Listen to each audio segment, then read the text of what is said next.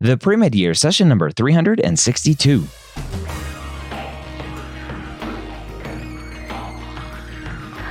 Hello, and welcome to the Premed Years, where we believe that collaboration, not competition, is key to your success. I'm your host, Dr. Ryan Gray, and in this podcast, we share with you stories, encouragement, and information that you need to know to help guide you on your path to becoming a physician. Welcome to the Premed Years. Thank you for taking some time to join me today. I'm excited to have our guest on the podcast. It's someone that Instagram really wanted me to have on as a guest. I put it out on Instagram a little while ago to said, hey, do you know of anyone who has had an interesting journey, an inspirational journey to medical school? And their request to have the Curly Med on the podcast did not disappoint.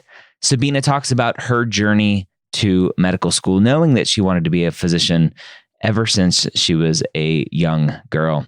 And now in medical school, she talks about that journey, her struggles along the way, and what she has learned and how she has overcome. Sabina, welcome to the Premed Years. Thanks for joining me. Thanks for having me. I'm excited to chat about your journey to medicine, but I want to start with when you first realized you wanted to be a physician.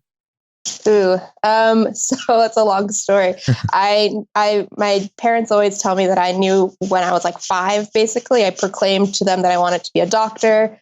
My brothers both had like medical complications at birth. And so I think that's sort of what sparked my interest, but I was a genuinely curious human being. And as a kid, the human body was the most interesting thing to me. And so I gravitated towards that and figuring it all out. And then it developed from there why I wanted to get into medicine. But yeah, childhood is where it started for me. You're one of those. I knew from an early age. I am. So a lot of students who have this like early, I always knew I wanted to be a doctor. Obviously, not everyone goes on, right? That's a very stereotypical childhood thing. I want to be a doctor, and they get their doctor kit at Christmas and whatever. What do you think it was for you that motivation, that kind of path always held true for you? Yeah, earlier it was because I was interested in just like the unknown. And then as I got older, I realized the science behind it, which was sort of like the high school phase, and that kept me going. And then once I got into college, I realized like the classic, I can help people / make an impact. And that led to public health and all of that. And so I think for me, what kept me going was just seeing how intricate the medical field is and the width of impact that I could have as a physician, beyond just knowing more about the human body and the science behind it, but really the public health aspect of it was what kept me going.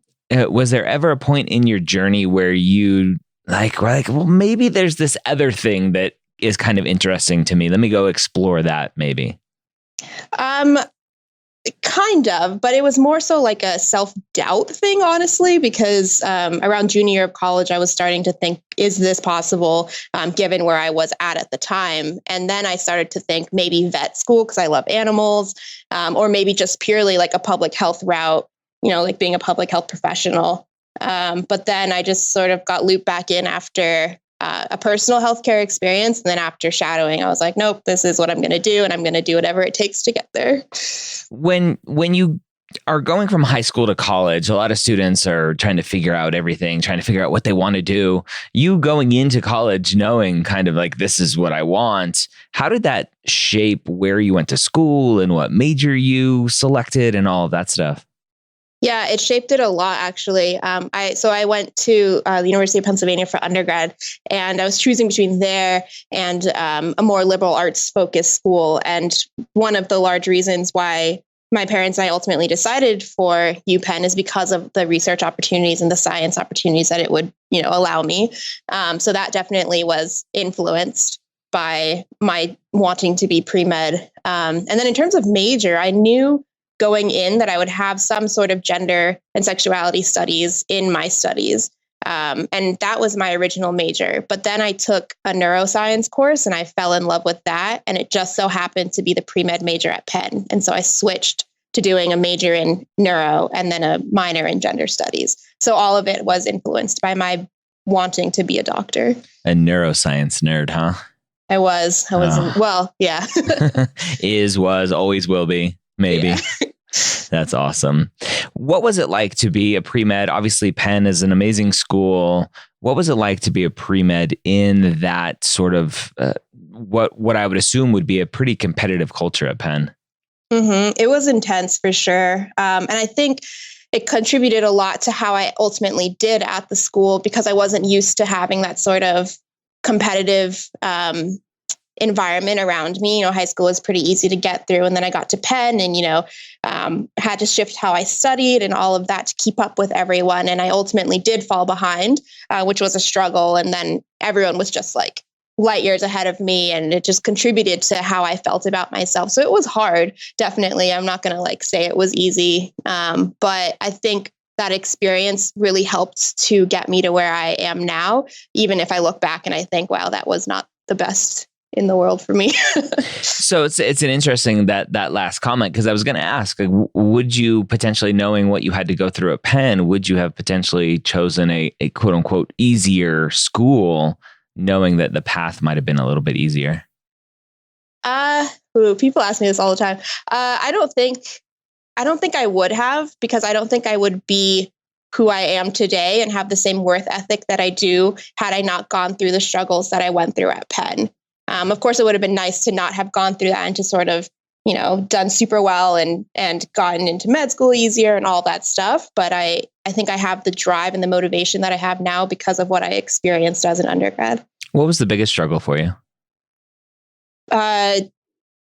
Overcoming the initial setback. So I fell behind pretty quickly freshman year and I didn't know how to ask for help. I was embarrassed about all of it and I was watching everybody else excel. And so imposter syndrome was probably the hardest for me, and learning how to seek help and know that it's okay to not be okay was probably the hardest. What was it that finally made you reach out?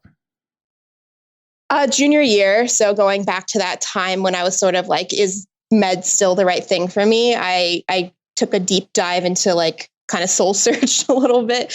And when I ultimately landed on, this is actually what I'm going to do for real. No more joking around. I was like, I can't do it myself. I've been trying for 2 years and it's not working. So I need to reach out to people. And that's when I ultimately buckled down and became very, very serious. I was serious before, but I was trying to do it myself. And that's just not possible on this route. Do you think it's a culture at that school, or just you yourself not necessarily ever having needed in the past to reach out for help that prevented you from reaching out for help? I think it's both for sure. I honestly think it's probably a 60-40 split, 60 being myself and 40 being the culture of Penn specifically. But ultimately, if I had found it in myself to ask for help earlier, I think I would have been okay regardless of the culture. So that's why I'm placing the onus more so on myself than the school. Yeah. For the students struggling at their school right now, what advice would you have in terms of who to reach out to and how to reach out for that help? Yeah. I think a good place to start is with your advisor, whether that's a pre-med advisor or not. We can talk about pre-med advisors, but, seek that kind of help. And if you're just struggling with classes specifically, professors, go to them, go to your TAs. Don't be embarrassed to talk to them about your issues. They're there for you and to help you, which I learned. Once I did start talking to them, I realized that they were on my side, not against me. And that contributed largely to my upward swing junior and senior year for sure. Well, let's talk about advisors, since you mentioned that with a little bit of a something in your voice there. So just like anything in life, right? There's good doctors, there's bad doctors, there's good advisors. There are good advisors and there are bad advisors. When you were seeking out an undergrad institution to go to, was that something you specifically looked into, the pre-health office and pre-med advising? No, it wasn't at all. I honestly didn't even know that was something I should look into. Okay. And so I didn't even think to consider it. I didn't know it existed, honestly, until my junior year. Why is that, do you think? I think it just went back to like me being in my own bubble. And once I fell behind, I was like embarrassed to sort of peep my head out and seek help. And so I just was in a little hole the whole time, freshman through sophomore year. So a lot of students have stories, unfortunately, of going to their pre-med advisor for the first time and with potentially not the best stats, which it sounds like maybe you were in that situation, and being told there you should pick something else. Was that something that you encountered? 100% yes. So by the time I did find out about the office and set up an initial appointment with my advisor, I had a 2.9 or 2.8 GPA, I think, not like cumulative. It might have actually been a little bit lower than that because I think I ended with a 2.8. Okay. And they saw my numbers and I told them I was pre-med and I was very serious about it. And they heavily tried to persuade me otherwise, didn't present me with my options, didn't care about all the other things I had going for me, regardless of the numbers. And they were just like, you should not do this. It's not going to be possible. And I did not return to them. Yeah. And unfortunately, it's a very common story. And I just got back from a conference having a really a good conversation with a pre-med advisor who was talking to me about my message around advisors. And I am very negative about bad advisors. And there are amazing advisors out there. And I hear from a lot of students who have great advisors. And I talk to a lot of great advisors. And so my message is never around, or shouldn't be construed around, staying away from advisors. But if you do encounter advisors that aren't going to support you, then definitely run fast and far away. Yes. So what is that like, right? You're this student, you're finally reaching out for help and they're like, yeah, no, you're not, it's not going to happen. Yeah, it was rough. I remember having a long phone call with my mom after that first advising session, but I wasn't like discouraged. I knew that I was going to try regardless of what they said. And I think that just went back to like the internal shift that I had mentally in terms of my drive and my grit going into this next phase of being pre-med. So I took that and I kind of used it as fuel to sort of like prove them otherwise, for lack of a better phrase. And I sought other help. So I went to so at Penn, you can have a pre-med advisor if you need one. And then you also just have like your general college advisor. And so I sought a general college advisor after doing my own research into like my options as a pre-med in my situation. And I took my plan to her. And then she sort of like championed me and sort of coached me, or not really coached because she didn't know much about pre-med, but she just sort of like gave me pep talks and stuff. And so I sought help outside of the pre-med advising world. Good. That's awesome. Now, a lot of students don't get into medical school with 2.8, 2.9 GPAs. So what sort of work did you have to do to potentially overcome that? Yeah. So I had, I think my final GPA at Penn was like a 2.8 overall and then a 2.55 science GPA. And so I knew that I had to do a post-bac or a special master's program or a master's program. And I applied to all three of those. I knew that my extracurriculars were solid. I had great leadership. I had consistency. I was passionate, all of that stuff. So I wasn't worried about that half. It was really just a numbers game that I was playing. And so I applied to all three of those types of programs and ultimately was only accepted to one master's program, not special master's, just like a normal master's program. And I ran with that. It was my only option. And, obviously like a post-bac would have boosted my undergrad GPA directly, but I didn't get that option. So I ran with my master's. I killed it. I got a 4.0 in it. What was the master's of? Master's of Science in Biology. Okay. Yeah. And then I went on after that to take my MCAT, and I needed to do decently as well. I ended up getting a 509, which was, it was good enough for me, I think. I didn't want to retake it. So I was like, I'm going to try with this number. Yeah. And then, I just stayed consistent and passionate and motivated throughout the whole thing. I ended up getting a master's of public health, but I would have gotten that regardless of where I was on the med school journey. I was either going to do a dual degree or do it before. And I had the extra time. So I just did it before. That's awesome. What was it for you that switched in your head, whether it's study techniques or just mental toughness that allowed you to get that 4.0 versus what you were doing in your undergrad? Oh, yeah. So I was very nervous going into my master's program because of how I did at Penn in sciences. And for me, going into that first semester, they actually accepted me on probation. So I needed to get a certain average to pass. And I also needed to take Orgo, which was something I withdrew from at Penn. So I had a lot of anxiety going into it because a lot was riding on that first semester. And I knew this was my only chance. And so that was one thing that contributed to my motivation to do well. I wasn't going to mess around because this was my one chance to do well. And I switched completely how I studied. For one thing, I studied. I didn't study in undergrad. So I started to study a lot more, and I studied in a way that worked for me. So, taking notes, but like taking active notes, using the whiteboard, using Teach Back to my classmates, all of that. And I became really close friends with my professors. And that ultimately helped me because, again, when I needed help, I could just go to them and ask them and not feel that embarrassment that I felt at Penn. You mentioned you didn't study in undergrad. I want to talk about that. Why didn't you study? Well, I think that's an exaggeration. I studied. I mean, I passed. I got a degree. Yes.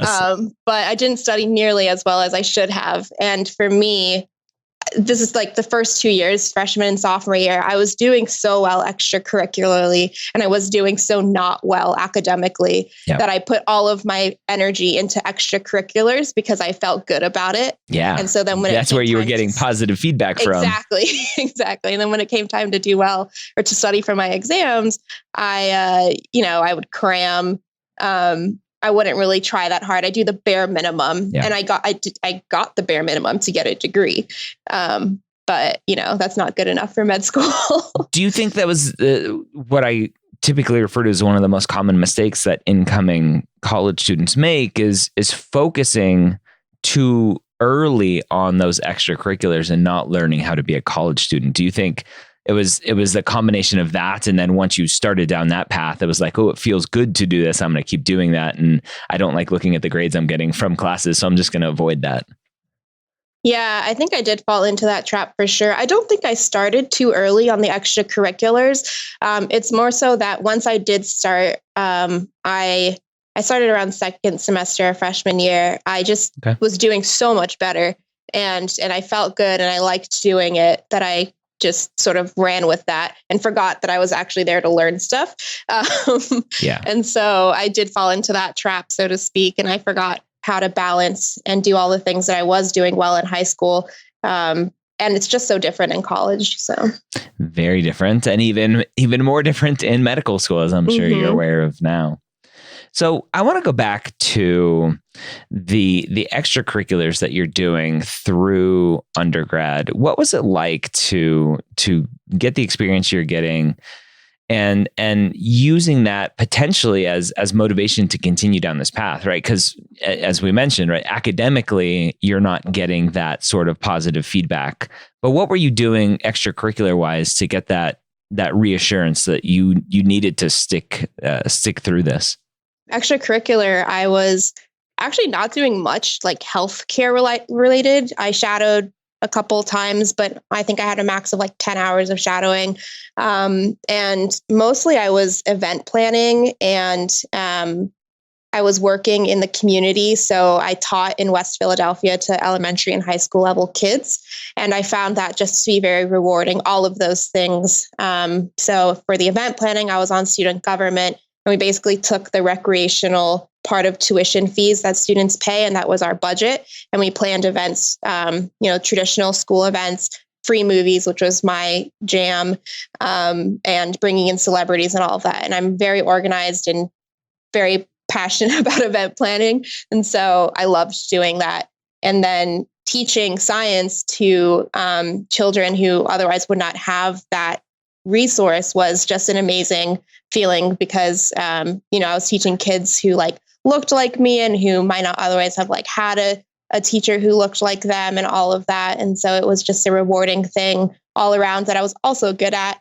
And I led there as well, coming up with lesson plans. And that all kept me going through undergrad.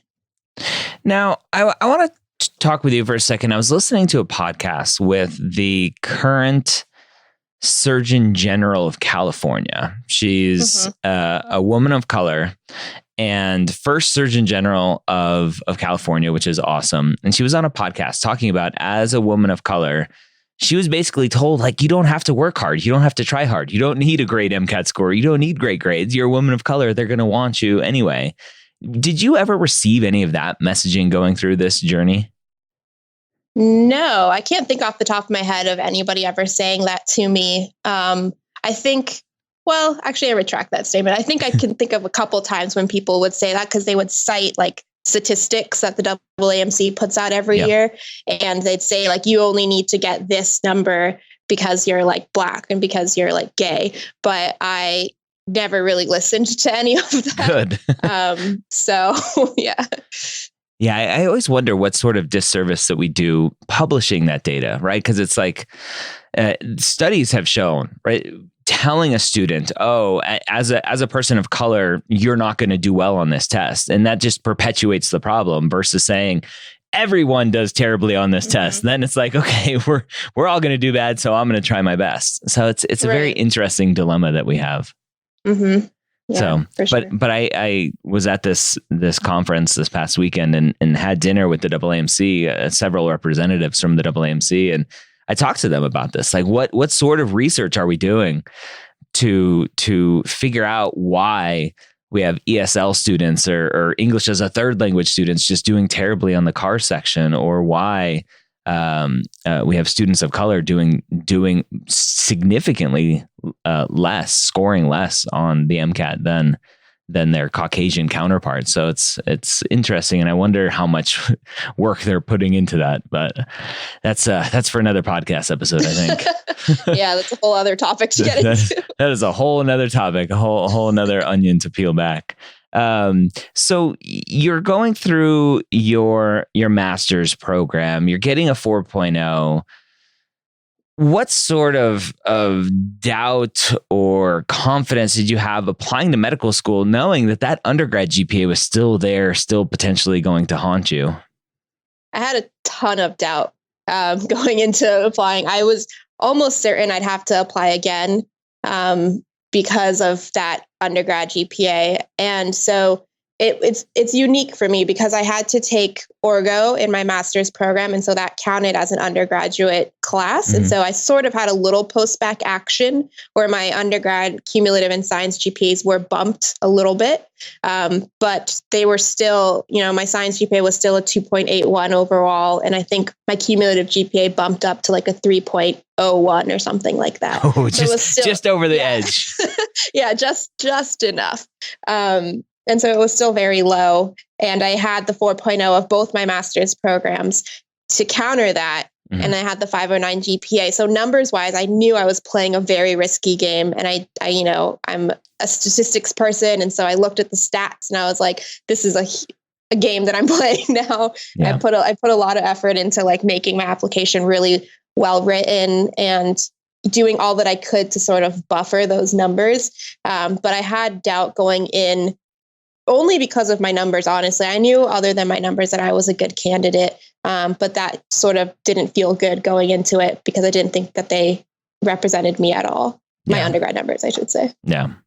So for your application, I know I've had several students on the podcast who identify as part of the LGBT community, and we've had different discussions about do you quote unquote come out of the closet in your applications? Is that something you leave out of your applications? What was that decision for you? It was a decision that I thought about for 3 seconds, and then I decided yes. Yeah. Because it's you. how I identify relates so strongly to my why for medicine now. Mm-hmm. And so like there was no way for me to leave it out. It's very clear in my personal statement how I identify. It's clear throughout my entire application. It's what I want to do with my career long term. And I knew that if a school was going to see that and not want me, that's a school that I wouldn't want to go to anyways. And so I threw it out there as a way to sort of see who bites, right? And like, if you want me and you're able to support me and how I identify, and students at your school who also are in with the LGBT community, then that's going to be a good fit for me. And I don't want to go to somewhere that isn't going to be able to provide me with those that type of support. When you were going through your interviews or interview, I don't know if you got more than one, how much did that come up in the discussion? Yeah. So I had 6 interviews. Amazing. And so my grades didn't really come up that much because some of I want to say like 4 of the 6 interviews didn't have access to my numbers. So they couldn't see my GPAs or my MCAT score.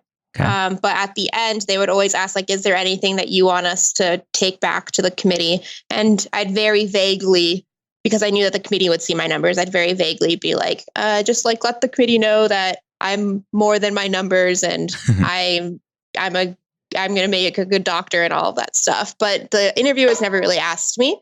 The 2 that could see my numbers asked me very briefly, like, oh, we see that you have this tremendous upward trend. Can you talk about what you did to make that shift? And that was pretty much all that I got from there. Yeah. And that's really it. Like, a lot of students will freak out. They're like, oh, they're going to interrogate me about my grades. They're like, no, you're there for the interview. They've seen that you've obviously figured something out, and they're going to be okay. Right. Yeah.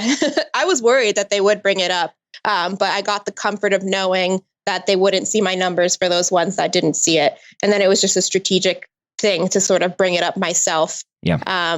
But yeah, the ones that did see my numbers, they didn't bring it up that much either. So I was surprised as well. Yeah. What do you think was the hardest part of being a pre-med student, whether it's undergrad or during your master's programs? I think staying the course. So especially with the route that I took, staying determined and sort of passionate and gritty throughout the whole thing was definitely the hardest part, because I'd see my friends get into med school straight from undergrad or, a year or 2 out. And I was 3 years out. I took 3 gap years trying to get into med school. Other peers are like off getting full-time jobs, living their lives, et cetera. And I'm still a student. And so staying focused and motivated throughout the whole thing was simultaneously the hardest and also easiest part, I think, for me, because I was so determined to get to where I wanted to be.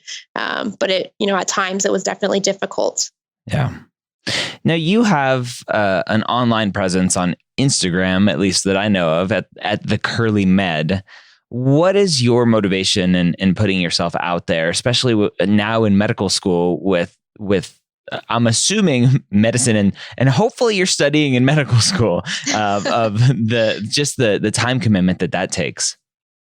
My initial motivation for starting my Instagram account, I started it right before I submitted my AMCAS application, was because I was seeking out people online who had gone through something like me, and I just wasn't finding it. And so I was like, I'm going to be this person for whoever needs it. And I'm also going to track my journey, whether or not it lands me a spot at med school or not. I want people to see, like, going from beginning to end, what it's like to come from a sub 3.0 GPA to hopefully a seat in med school. And luckily it ended up with a seat in med school, but at the time I didn't know where it would land. So that was my initial motivation, was to sort of provide advice and guidance for people who were in a similar boat as me. And in med school, to continue that journey, it's actually, I'm posting less now because yes. I don't have as much time. I am studying. I'm doing fine. But to continue posting and keep it up is to similarly just remain sort of like as a motivator and a mentor to people who are still pre-meds. Just let them know that you can go from wherever you are as a pre-med, whether or not you're doing well, and continue to do well in med school. I'm in week 9, so I don't know how it'll keep going, but right now I'm doing well. So I plan to keep doing well. Well, you are obviously impacting people, because when I put it out on Instagram to say, hey, who should I have on the podcast? I was overwhelmingly hit with, you need to talk to the Curly Premed at the time. I think it was still the Curly Premed, but now the Curly Med. And so I reached out to you, and here you are. So thank you for coming on. Yeah. Who's been your biggest support through this journey? My family, my girlfriend, and my friends, for sure. Kind of a cliche answer, but they've been there by my side the whole time, and have always sort of given me the pep talks that I needed when I was feeling really down on myself. I've also had great mentors post Penn, like grad school mentors have been amazing, and they've also coached me and cheered me on. So having that support system has been invaluable. That's awesome. What do you say to the student who's struggling right now through their journey, wondering if they can overcome their sub 3.0 GPA on their path to medical school? I think it's important to realize that it's possible. It might take a while, and it's definitely going to take a lot of hard work. It's not going to come easy. And I think that's something that if you're serious about being a doctor and getting into med school, you need to realize the amount of work that it's going to take to overcome those numbers.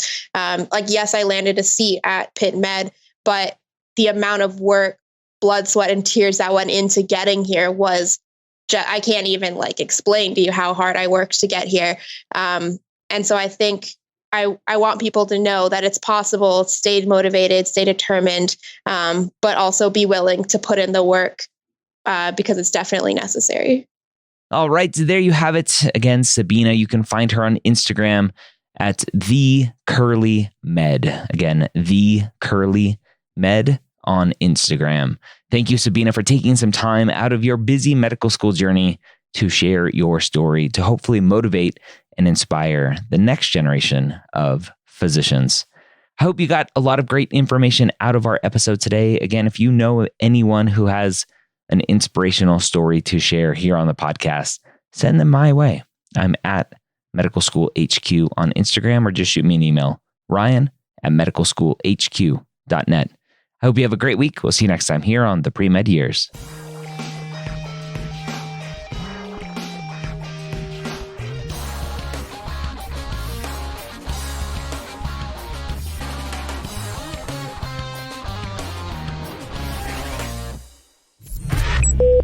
This is MedEd Media.